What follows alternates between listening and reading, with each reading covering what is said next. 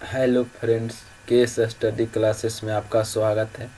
आज हम लोग इकोनॉमिक्स का सेट 1 से पढ़ेंगे। आज का पहला प्रश्न है, निम्न का प्राथमिक क्षेत्र भी कहा जाता है। प्राथमिक क्षेत्र किससे कहा जाता है? तो इसका आंसर हो जाएगा ऑप्शन नंबर बी हो जाएगा, कृषि क्षेत्र को प्राथमिक क्षेत्र कहा जाता है। आगे चलते हैं प्रश्न संख्या चलते हैं दोस्तों 2 में। दूसरा प्रश्न क्या कह रहा है?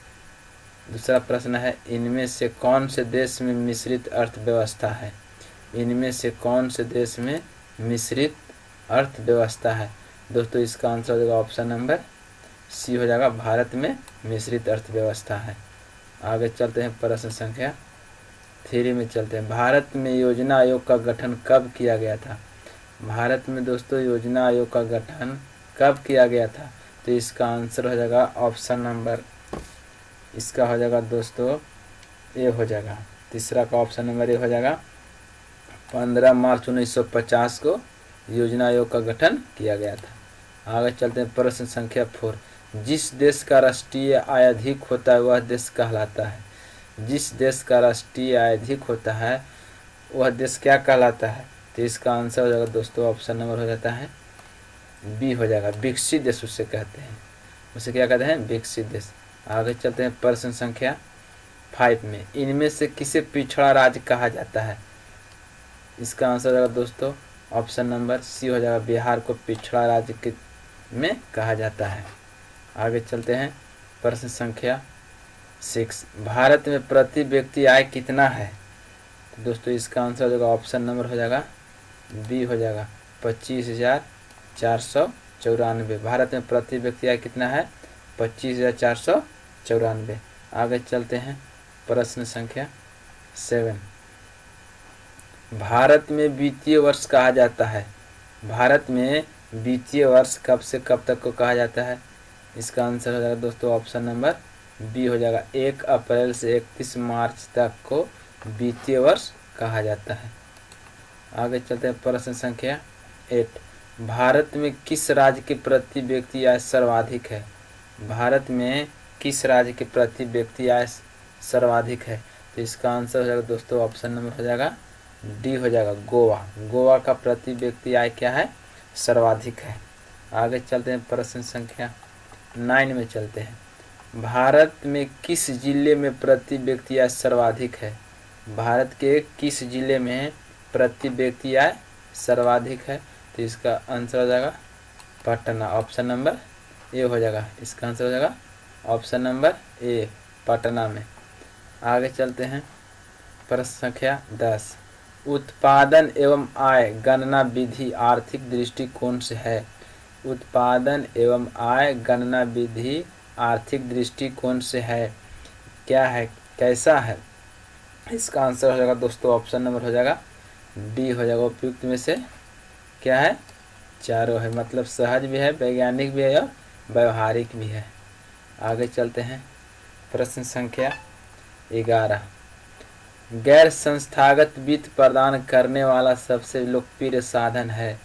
गैर संस्थागत वित्त प्रदान करने वाला सबसे लोकप्रिय साधन क्या है दोस्तों? इसका आंसर हो जाएगा ऑप्शन नंबर हो जाएगा बी हो जाएगा, महाजन। इसका आंसर क्या है? महाजन। आगे चलते हैं प्रश्न संख्या 12 में। इनमें से कौन संस्थागत वित्त का साधन है? इनमें से कौन संस्थागत वित्त का साधन है? तो इसका दोस्तों आंसर हो जाएगा ऑप्शन नंबर हो जाएगा सी हो जाएगा, व्यावसायिक बैंक। इसका आंसर हो जाएगा व्यावसायिक बैंक। आगे चलते हैं 13। भारत का केंद्रीय बैंक कौन है? दोस्तों इसका आंसर, भारत का केंद्रीय बैंक कौन है? तो भारत का केंद्रीय बैंक है reserve bank of India. Reserve bank of क्या है? इंडिया, ऑप्शन नंबर ए हो जाएगा। आगे चलते हैं प्रश्न संख्या 14। राज्य में कार्यरत केंद्रीय सहकारी बैंकों की संख्या कितनी है? राज्य में कार्यरत केंद्रीय सहकारी बैंकों की संख्या कितनी है? तो इसका आंसर हो जाएगा दोस्तों ऑप्शन नंबर हो जाएगा डी हो जाएगा, 25। केंद्रीय सहकारी बैंकों की संख्या कितनी है? 25 है। आगे चलते हैं प्रश्न संख्या 15। दीर्घकालीन ऋण प्रदान करने वाला संस्था कौन सी है? दीर्घकालीन ऋण प्रदान करने वाली संस्था कौन सी है? तो इसका भी आंसर हो जाएगा दोस्तों, ऑप्शन नंबर हो जाएगा बी हो जाएगा, भूमि विकास बैंक। आगे चलते हैं प्रश्न संख्या 16। भारत का वित्तीय राजधानी किसको कहा जाता है? 16 प्रश्न है कि भारत की वित्तीय राजधानी किसको कहा जाता है? दोस्तों इसका आंसर हो जाएगा, ऑप्शन नंबर हो जाएगा 16 क्या हो जाएगा दोस्तों, ऑप्शन नंबर ए हो जाएगा। वित्तीय राजधानी किसको कहा जाता है? मुंबई को कहा जाता है। आगे चलते हैं प्रश्न संख्या 17। सहकारिता प्रांतीय सरकारों का हस्तांतरित विषय कब बनी? सहकारिता प्रांतीय सरकारों का हस्तांतरित विषय कब बनी? इसका आंसर हो जाएगा दोस्तों, ऑप्शन नंबर हो जाएगा बी हो जाएगा, 1919 में बनी। 17 के ऑप्शन नंबर क्या हो जाएगा? बी हो जाएगा। आगे चलते हैं प्रश्न संख्या 18। देश में अभी कार्यरत क्षेत्रीय ग्रामीण बैंकों की संख्या है। देश में अभी कार्यरत क्षेत्रीय ग्रामीण बैंकों की संख्या कितनी है?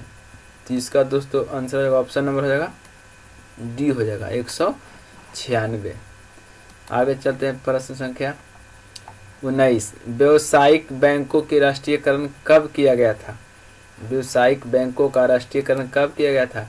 इसका आंसर है ऑप्शन नंबर सी, 1969 ईस्वी में किया गया था। आज का लास्ट और अंतिम प्रश्न है, आर्थिक विकास का तीसरा क्षेत्र क्या है?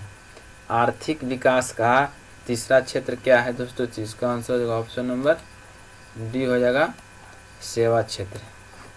बस आज के लिए इतना ही।